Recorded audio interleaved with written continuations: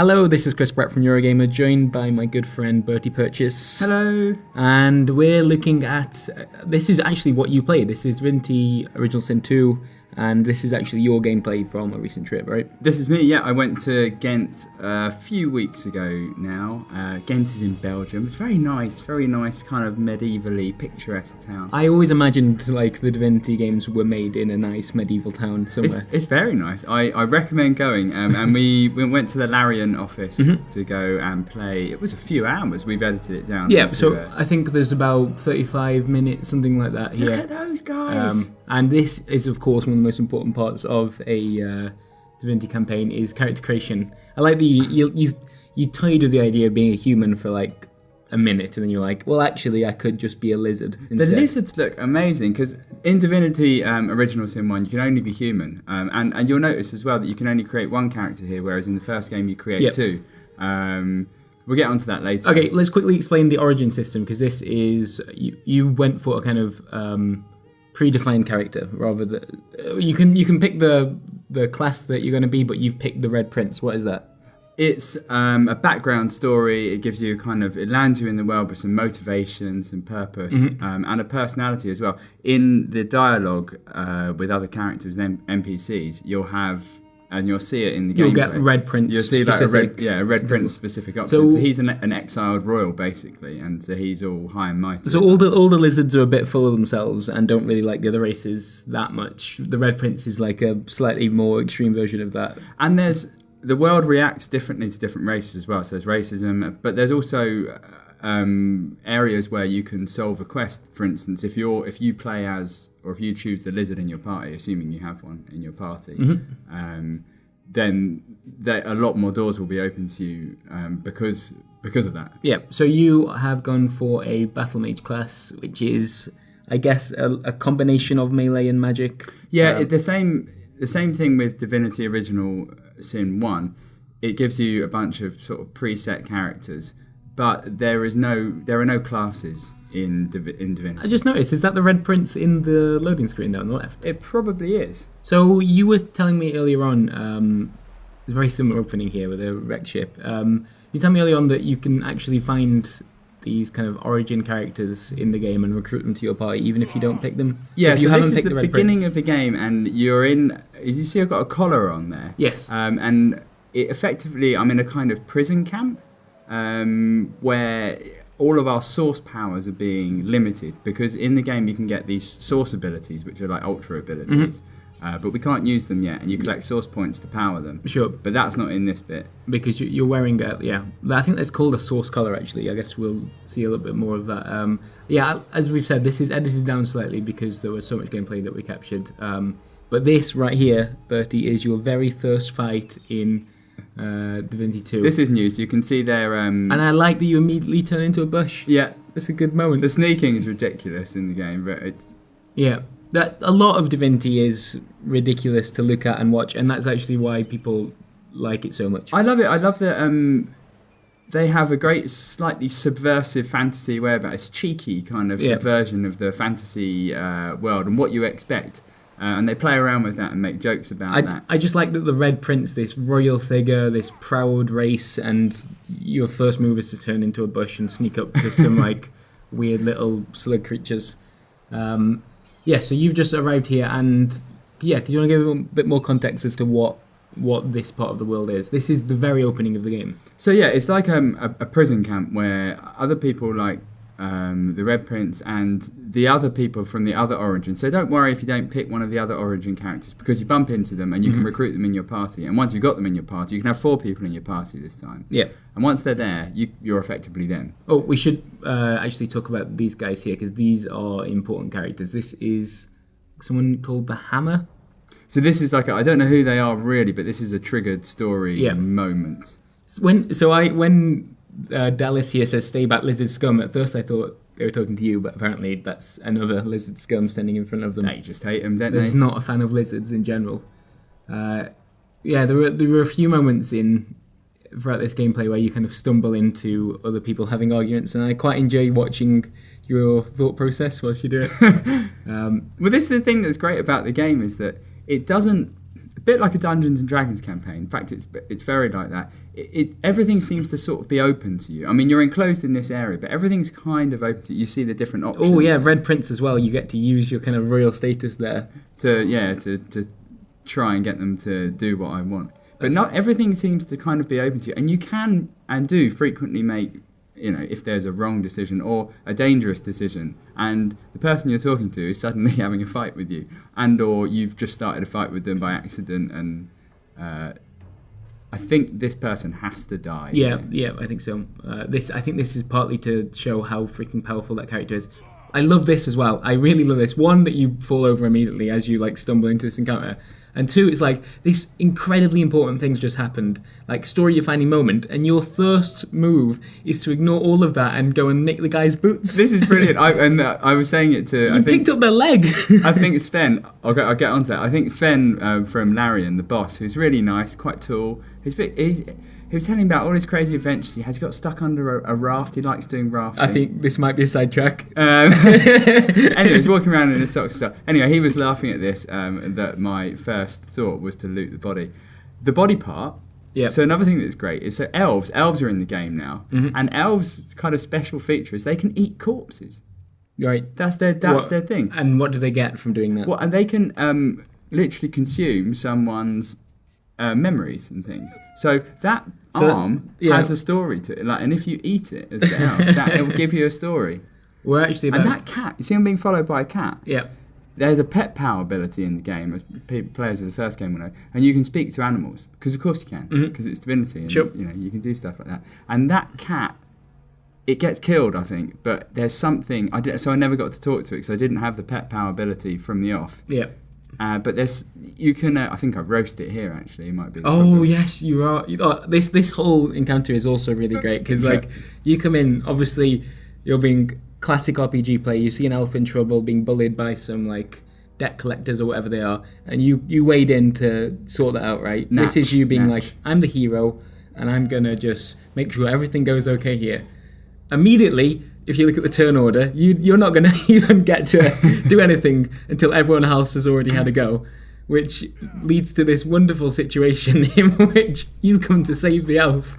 And I've started a fight in which the elf is going to cop it. He's going to get killed before you can do anything. It's nice one, the Red Prince. You really helped that situation out. If people are watching this and you quick save just before it happens because you're oh god, I see where this is going. I think again that was Sven going right. I'm gonna quick save. Well, that's weird. That is, there's a slight animation bug here. I don't think that's what you meant to do. Also, I'm not entirely sure any of this fight quite plays out how you originally intended. Nice new fire effect. Whoa. He's really into casting magic, isn't he, the Red Prince? So yeah, there you are. This is what you're supposed to do. So people familiar with the first game will see, a lot of this looks and feels familiar, but there we are. Yeah, and you set yourself on fire. Ran through it. Fire's just as powerful in this game. People will be familiar with all the status effects of the floor, so you can make the floor fire, you can combine all sorts of elements, and it's very much about that, tinkering through everything and seeing how you can blow people up. Sure, yeah, it's you're encouraged to just muck around a lot. Something you can't see here, that's a big new addition to the game, is the ability to curse and bless. Right. And you can curse and bless surfaces. So I could curse that fire and make it cursed fire, which really messes you up. Similarly, I could bless that fire and make it holy fire, which would heal me. Right, okay. And that's particularly... So you can suddenly... So you can combinations just flip a battlefield on its head. If something's dangerous, you can make it positive.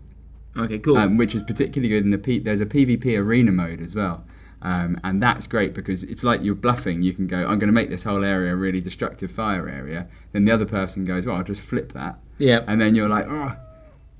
This is actually you recruiting your very first companion who has some kind of weird link to possession. I'm not sure if it's spirits that seem to be so this is communicating with yeah. her. Or she mentions at one point that it might be demonic. I don't think she really knows that much. I can't remember her story now, but all of the characters are interesting. They all have a nice backstory. There's an elf. I like the waggle a rakish eyebrow option. I think that's just a good thing to do. This is prevalent through every layer of this game. I know this is the intro area, so a lot of attention will be paid on it because a lot of people will obviously have to come through this area. But the writing is lovely and it's playful, and it gives a lot of character, and it's like they're having fun, and everything seems to be explored. It's very impressive. In fact, Chris Avallone is a writer on the game now. There's going to be an undead race as well, which you didn't see in the character. It is at this stage easy to say which games Chris Avallone isn't the writer on. And he'll be doing the undead race, and maybe there'll be an origin story. I'm not sure. Okay.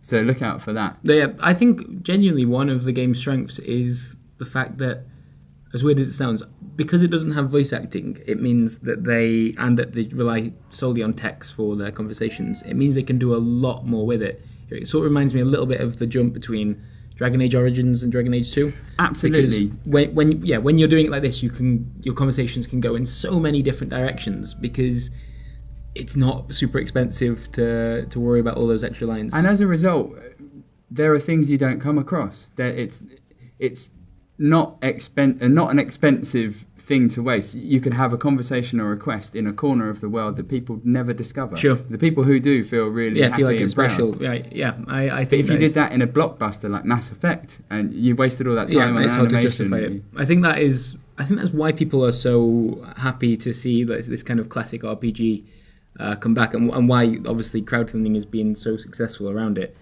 People want that as well. They want the big blockbuster. They also want the oh my god, this conversation has 7 different options, and one of them is raising a rakish eyebrow. And that's cool. So here is where I start to get into the meat of the game, not the meat of the game, but the kind of essence of the game, which is I'm in this prison camp area, and my mission, broadly, is to escape. Yep. But no one tells me how to do that. So I followed the checkpoints, and I effectively here are thinking, the game's just going to tell me what to do next. There's going to be a quest marker somewhere that I have to get to. And there isn't. And as far as they know, there were about 11 different ways to get out. But you have to explore this whole area and there's 11. That's cool. And find out the different ways. And there are all sorts of, as you can probably expect with this game, there are all sorts of inventive ways you can do this. At one point, I don't think it's in this footage. At one point, I go and try some teleport way. Some guy says, I'll go and pick up a teleport glove that I loot from some crocolisk kind of creature. And we end up teleporting across this area, and I find a secret door, but it lands me in prison and the guy runs off. Yeah. I think we have actually cut that bit because I wanted to, after this encounter, we're going to go to a little bit later on. I didn't kill the cat. I'm pleased about that. I wondered at which point the cat died.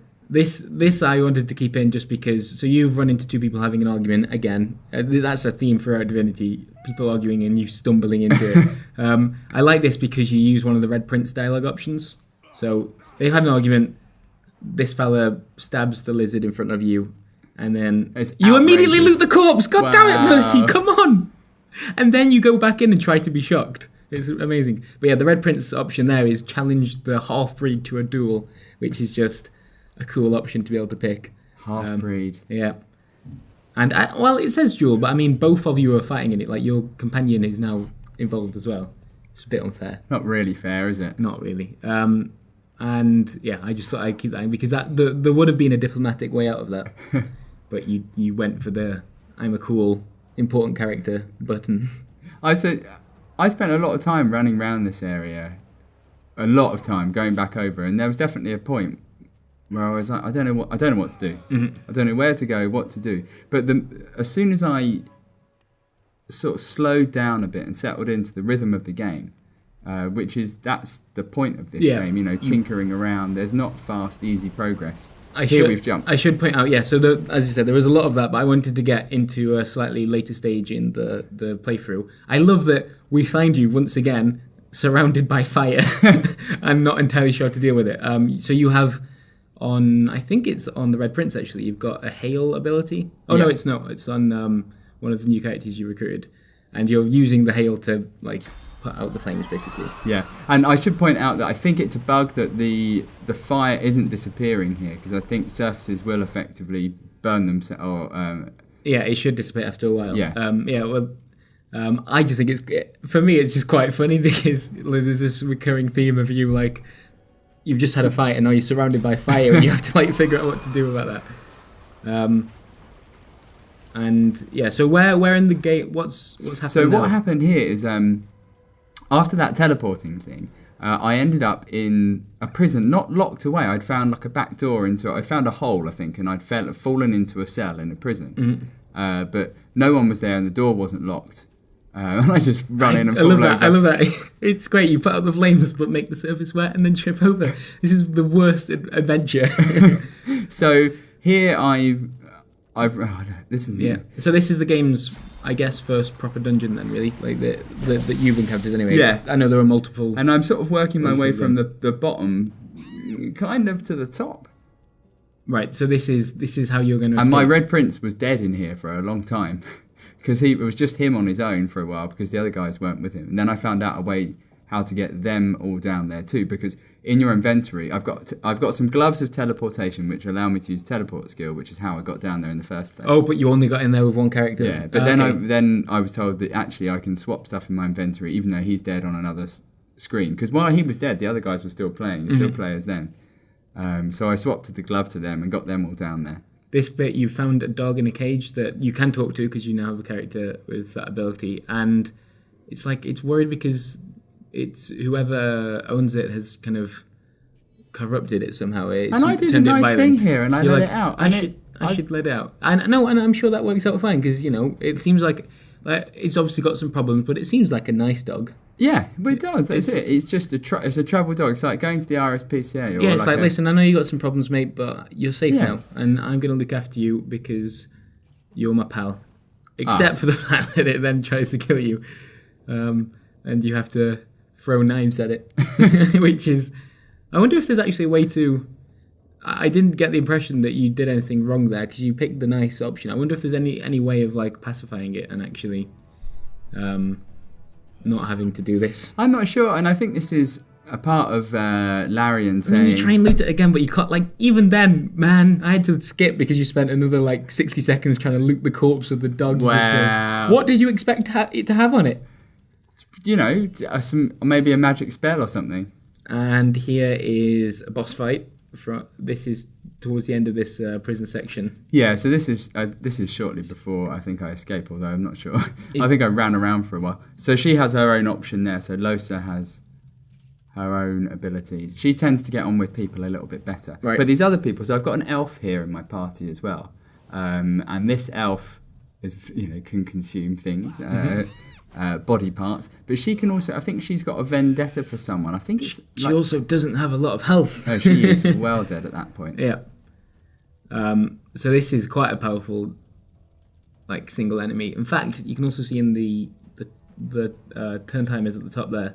There were 3 other things you can have to do. Yeah, I didn't realise that. I didn't pay much attention to that, and I was a bit surprised when they suddenly started. This is a cool ability that your rogue has, which called Adrenaline, which gives you action points from the next turn. So you get to, like, basically, because you realise this is a strong enemy and you can't let it have another go at you, you put everything into that. And that works really well. Like, you took, like, with a single character, you almost took, like, 2/3 of its health or something? And that just looks cool. That looks cool. Jumping in the air. And knock him down. And then you're trying to figure out how to get into the line of sight. Why did your other 2 party members run all the way down there? Is that just because, like, and when a combat starts, they yes, I think they go into a formation. Yeah. I was a bit surprised about that. But I guess the formation doesn't realise. You can get an ability just like in the first game where when you stand in blood, your character heals. Here's the other enemies you're going to have to worry about. Yeah. What a wonderful name for an enemy. A meat golem. It's like a giant, angry, walking burger. Thankfully, they have to spend the first turn smashing through these gates. But as with the other game as well, so your special ability arrows, which you'll see on the far right of the hotbar there, and also grenades are super useful because you can just like blow up an area, or the arrows can effectively do the same. But you have your abilities on the left-hand side. Yep. So I've only got a few because I'm quite low level. It reminds me a little bit of playing games like Morrowind. Like the difference between Morrowind and some of the later Elder Scrolls games is that game loved you figuring out how to abuse its systems and really go over the top with stuff. Absolutely, this is completely a systems-based game. It's like having, you know, your toy box in front of you, and you're working out how to get around it, and it wants you to exploit it. You can craft and do other things as well with all these items and abilities. There's a lot. There's so much freedom to the game, which is what people. I like it that stage. You're like, oh, water barrel. Yeah, I should probably put that in the hotbar because we're going to be using that soon. Yeah, that the Red Prince is his Dragon Breath ability is both a blessing and a curse for you. The thing is, it's because it's quite close. Yeah, you can quite easily get into a bit of trouble. So the meat golems, I actually can't tell how powerful they are. I think they're quite powerful. But the saving grace here is that their pathfinding has to come all the way up the stairs. Oh, so you get to I can whittle them away. Yeah, sure. Not sure who that person is over there on the right-hand side. I think that they're surrounded by blood and doing some weird things with their hands. I imagine it's good that you don't know who. Just leave them to their own thing. So you do you, person over there. So one thing we didn't see, we're not seeing here, is the arena PvP mode, which is new to Original Sin 2. Mm-hmm. And is a lot of fun, because as with a lot of these games, you get to the end and you kind of want to test your skills on someone else. Sure. You want to see how you measure up.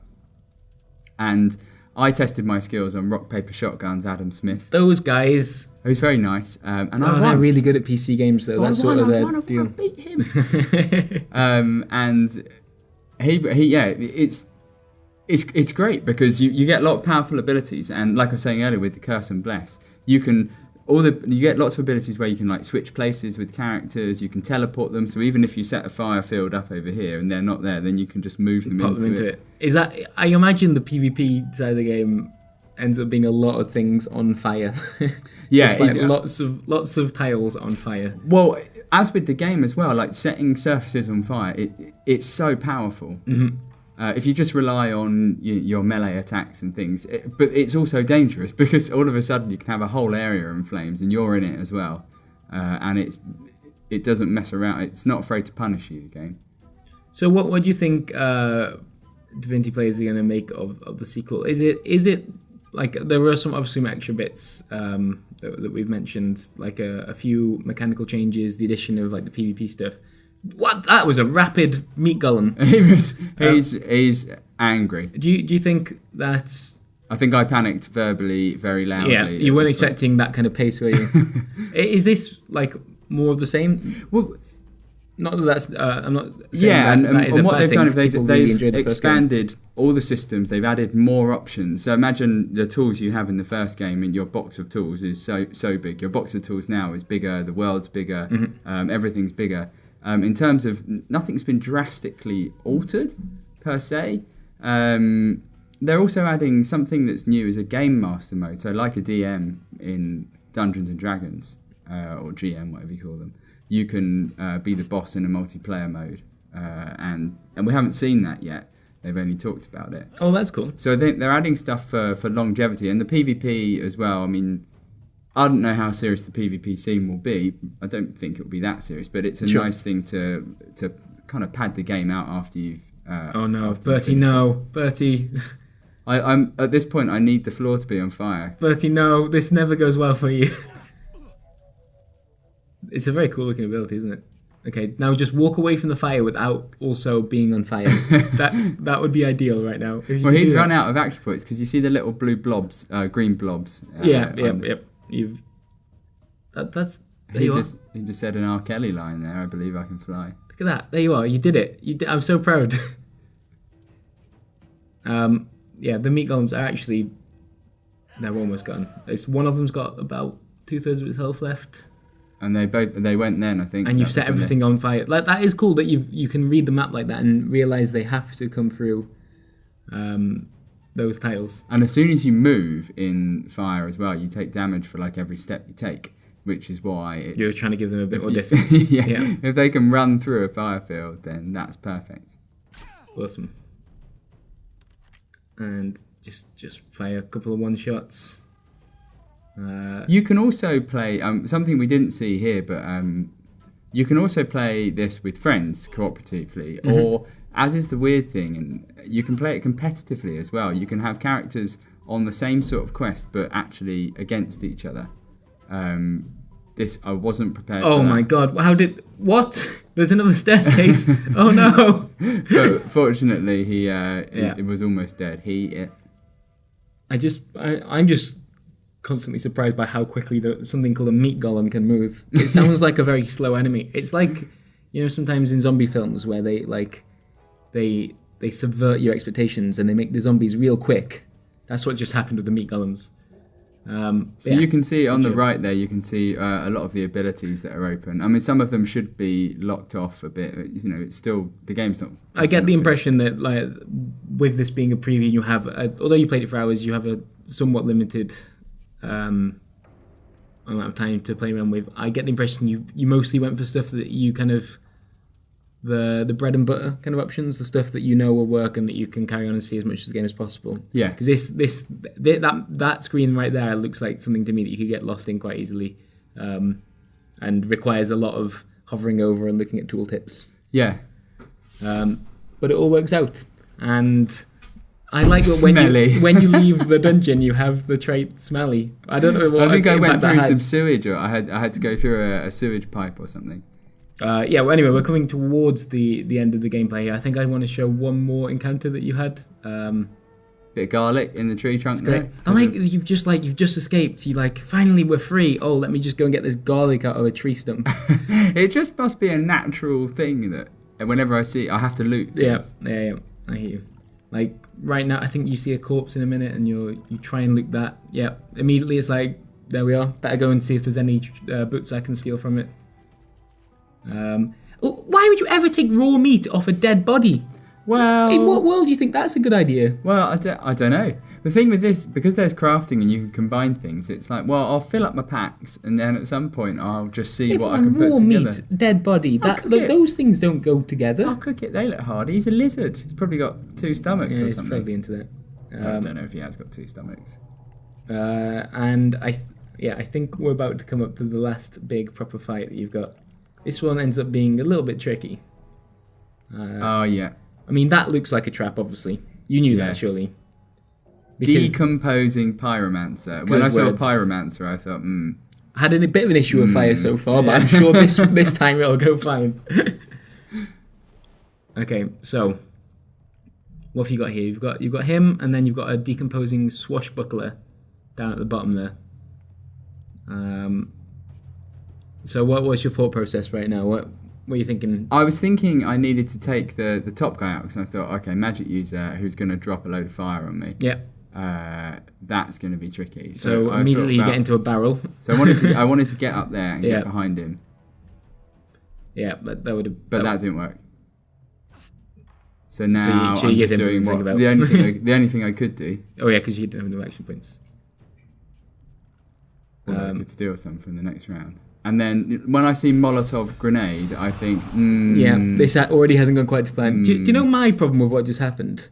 You can't call yourself a pyromancer because you use Molotov grenades. Like that's not being a pyromancer. That's just someone checking a bottle. That's true.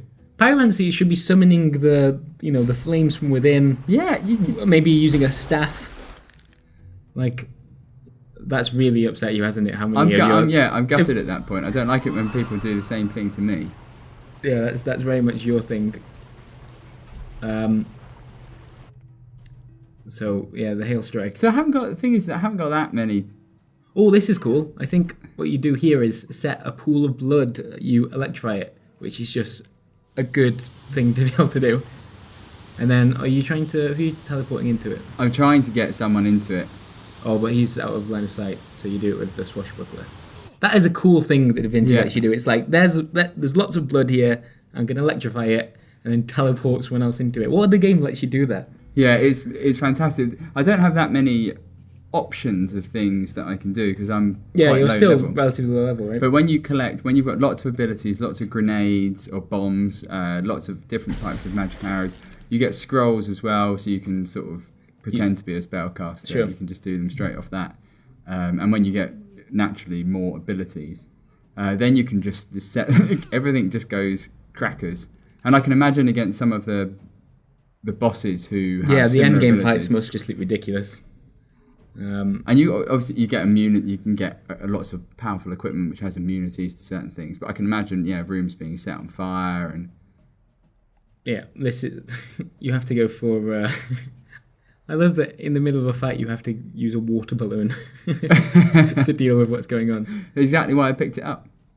I reckon you could have caught your friend on the right there as well. I probably could have. It's very selfish behaviour from the Red I Prince. do a lot of stuff in Divinity Original Sin 1 and probably here where I do a few things by mistake and then someone's dead. Yep. It's one of those types of games. There we go, a bit of fire. Nice. Fight fire with fire, as they say. So this is coming to console as well. I don't know if anyone was in any doubt about that after the Enhanced Edition came to console as well. It was actually pretty well, wasn't it? Yeah, well, I was told it sold quite well as well. Apparently it sold something like 500,000 copies. Wow. And the PC version's done 1.3. But that certainly makes console a significant part of the plan. It's going to be a couple of months after the PC version, which... Obviously you're playing on PC here because you can... Well, I imagine people could have already told that by the... Yeah, it's a bit... key bindings and the mouse. It's a bit clumsier on console because of the pad. Yeah, I mean, there is a lot going on. And there's a lot of specific, placement of abilities to consider. And when things are so delicately balanced, when there's a space, if you step one square or to the right and you end up in a fire puddle, that can be... Speaking from experience there. Well... But this time, actually, something that I noticed a lot is in Divinity Original Sin 1, I would ask my players to go somewhere and there would be fire on the floor. They'd just run through it. Right. I'd be like, why have you done that? You're dead now. But they don't do that. Oh, the pathfinding's a little it's smarter. better. Okay, that's good. Which was very helpful. Yeah, this is a game that lets you hurt yourself a lot, so that's probably for the best. Almost, did you get him there? Yes. Yeah, he's dead. He's down. Nice. Well, dead. He's already dead. I don't know. Well, he's decomposing. I don't feel he's technically dead already. I could have just left him if he's decomposing. Just come back in half an hour and you might have been fine. All right, cool. Well, I think that is probably a good place to wrap up. Someone died. It's fine. You know what? The fight went pretty well. You set everything on fire. You got set on fire. That seems to be, very much the theme of your campaign so far. Very much, very much. Cool. So you liked it? A lot, yeah. All right. Well, thank you for watching. And when will we next see something from Divinity 2, do you think? Any idea? Well, they've got an early access release planned for around September. I think we might hear more about the Game Master mode in the run-up to that. Sure. But if September's not far away. I think on a personal level, we would like to come back to at least the PvP stuff, because that sounds fun. Maybe challenge those RPS pricks to it. And also, if the Game Master stuff is available, sounds interesting, also sounds a bit mysterious at the moment, so it'll be cool to see exactly how that plays out. Yeah, absolutely. All right, well, thank you for recording all of this lovely footage, Bertie. That's right, thanks for having me. Nice.